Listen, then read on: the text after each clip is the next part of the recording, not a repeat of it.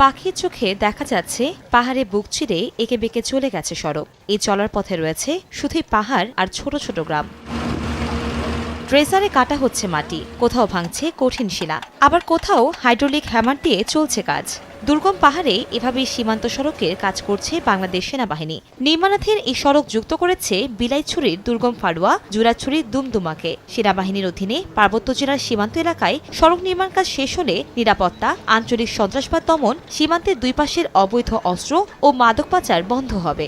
দক্ষিণ পূর্ব এশিয়ার ব্যবসা বাণিজ্যের প্রসার এবং সীমান্ত এলাকার জনসাধারণের জন্য সৃষ্টি হবে কর্মসংস্থান। আগে আমাদের আসতে কিন্তু ৬-৭ ঘন্টা লাগতো, কিন্তু আমরা এখন আসতে প্রায় আমরা ১.৫ ঘন্টা হয়তো ১ ঘন্টার মধ্যে আমরা পৌঁছতে পারি। রাস্তাঘাট দিয়ে দিচ্ছে আমাদের জনগণের জন্য সবাই উপহার। রোগী হইতে বা যানবাহন সব চলাচল মালপত্র নিতে পারছি আমি। প্রতিকূল যোগাযোগ ব্যবস্থা, শ্রমিক সংকট, নির্মাণ সামগ্রী পরিবহন সমস্যা কাটিয়ে কাজ এগিয়ে নেওয়া হচ্ছে বলে জানান ইসিবির এই কর্মকর্তা।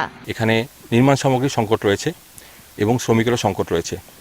এরপরও এই সকল প্রতিবন্ধকতা উত্তরণ করে সেনাবাহিনী এই প্রকল্প সঠিক সময় সম্পন্ন করবে। সেনাবাহিনীর ৩৪ ইঞ্জিনিয়ার কনস্ট্রাকশন ব্রিগেডের অধীনে ১৬, ২০ ও এডহক ২৬ ইঞ্জিনিয়ার কনস্ট্রাকশন ব্যাটালিয়ন ২০১৯ সালে সীমান্ত সড়ক নির্মাণ কাজ শুরু করেছে।